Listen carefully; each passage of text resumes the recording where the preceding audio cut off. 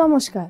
কি করে washing মেশিনকে service করা যাবে আর রিপেয়ার করার উপরে আয়োজিত এই সেশনে সকলকে স্বাগত। চলো এবার এই সেশনটা তাহলে শুরু করা যাক।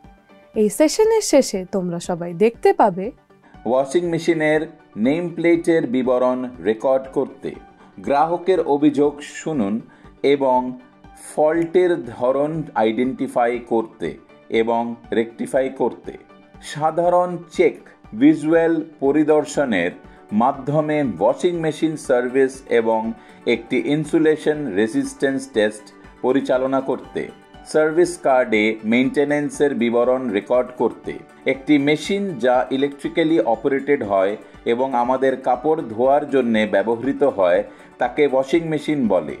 প্রতিটি বাড়িতে এখন একটি ওয়াশিং মেশিন রয়েছে এবং এটি ছাড়া জীবন যাপনের চিত্র পাওয়া কঠিন। উপরন্তু অনেক ব্র্যান্ডস এবং মডেলসে অতিরিক্ত কম্পোনেন্টস বা টুইকস থাকতে পারে যা ক্লিনিং প্রসেস উন্নত করে। তবুও সমস্ত ওয়াশিং মেশিনসে একই ফান্ডামেন্টাল অংশ রয়েছে যা তাদের বিভিন্ন শৈলী এবং ফাংশনালিটি সত্ত্বেও আপনার কাপড় পরিষ্কার করতে একসাথে কাজ করে। আসুন এই অনুশীলনটি করার জন্য প্রয়োজনীয় মেটেরিয়াল সংগ্রহ করি।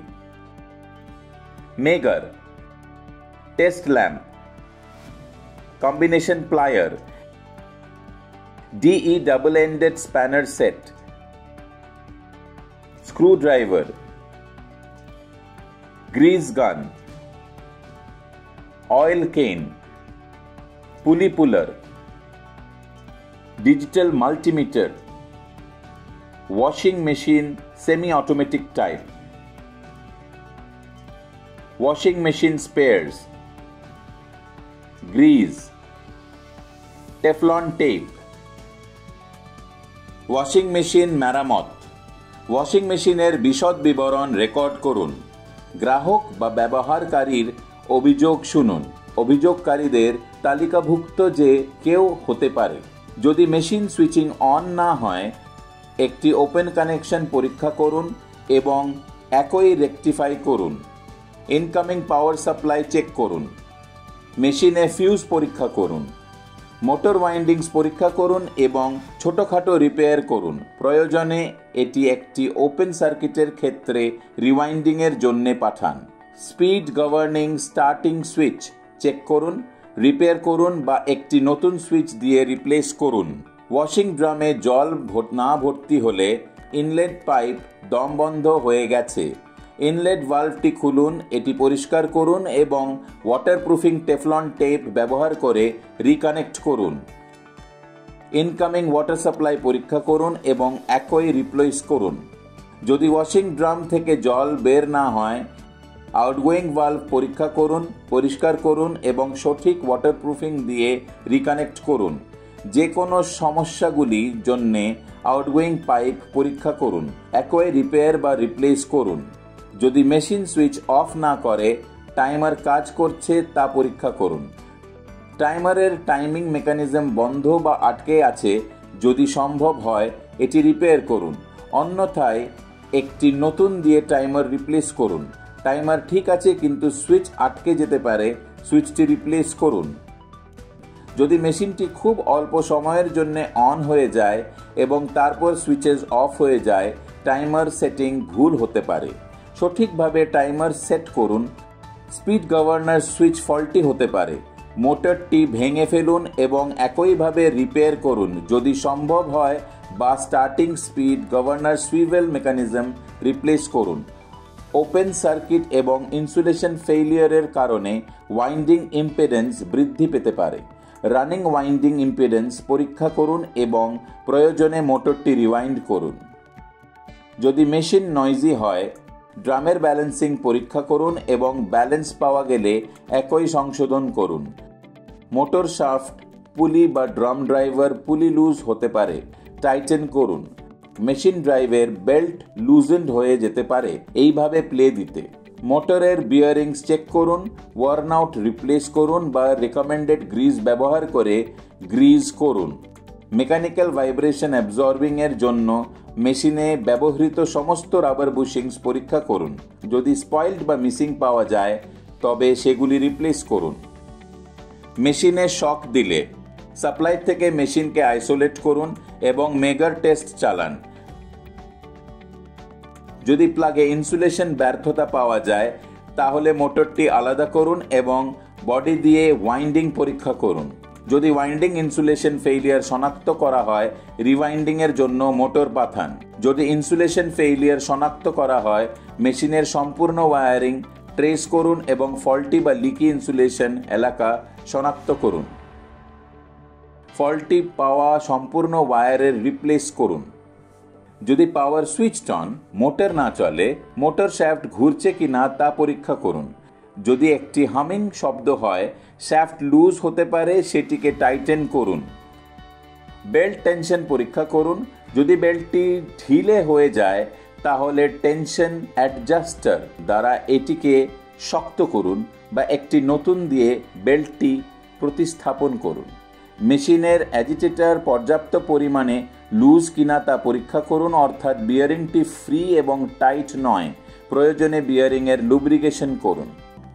যদি মেশিন কন্ট্রোল সুইচটি চালু করা হয় তবে ফিউজ ফুঁসে যায়। সরবরাহ থেকে মেশিনটিকে আলাদা করুন।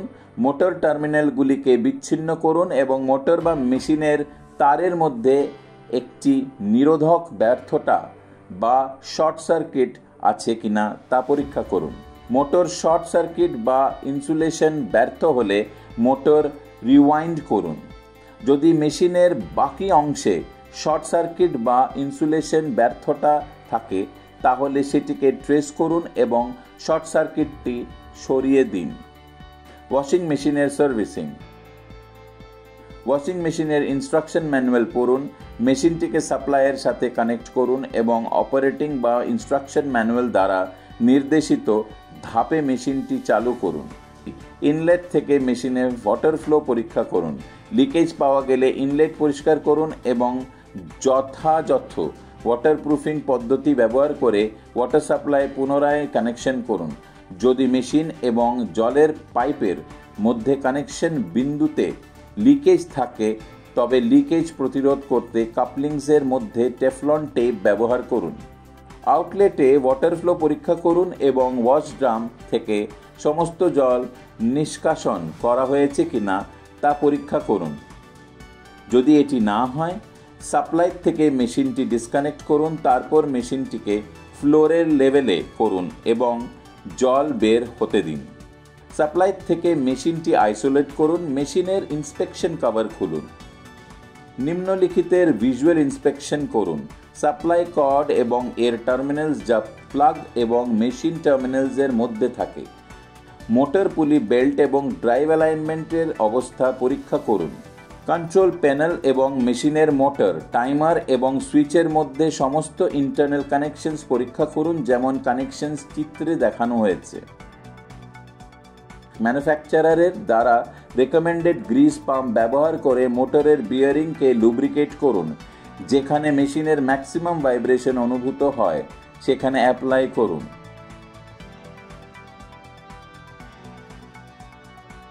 একটি 500 ভোল্ট মেগার ব্যবহার করে মোটরের একটি ইনসুলেশন টেস্ট পরিচালনা করুন এবং এটি টেবিলে রেকর্ড করুন। ইনসুলেন্স রেজিস্ট্যান্স প্রায় 1 মেগা ওহম হওয়া উচিত। যদি এটি কম হয় তবে ময়েশ্চার এবং উইক ইনসুলেশনের জন্য ওয়্যারিং এবং ইন্টারনাল অ্যাক্সেসরিজ এবং সমস্ত ইলেকট্রিক্যালি লাইভ পার্টসের পরীক্ষা করুন। ময়েশ্চার অপসারণ করুন এবং ইলেকট্রিক্যাল পার্টসের কাছাকাছি কোনো ওয়াটার লিকেজ যথাযথভাবে প্রতিরোধ করুন। ইনসুলেশন টেস্ট পুনরায় পরিচালনা করুন। ইন্সপেকশন হ্যাচটি বন্ধ করুন। মেশিনটিকে সরবরাহের সাথে সংযুক্ত করুন এবং ওয়াশিং মেশিনটি স্মুথ রানিং জন্য ম্যানুফ্যাকচারের দ্বারা রেকমেন্ডেড কাপড়ের সংখ্যা সহ মেশিনটি লোড করুন। আশা করি তোমরা সকলে এই সেশনটার বিষয়ে বুঝতে পেরেছো। ওয়াশিং মেশিনের নেম প্লেটের বিবরণ রেকর্ড করতে, কাস্টমারের কমপ্লেন্ট শুনতে এবং ফল্টের ধরন আইডেন্টিফাই করতে এবং রেকটিফাই করতে, সাধারণ চেক ভিজুয়াল ইন্সপেকশনের মাধ্যমে ওয়াশিং মেশিন সার্ভিস এবং একটি ইনসুলেশন রেজিস্ট্যান্স টেস্ট পরিচালনা করতে, সার্ভিস কার্ডে মেইনটেনেন্সের বিবরণ রেকর্ড করতে। সুতরাং কি করে ওয়াশিং মেশিনটা সার্ভিস করা যাবে আর রিপেয়ার করা যাবার ব্যাপারে এই সেশনটাতে জানা হলো। পরবর্তী সেশনে আবার দেখা হবে।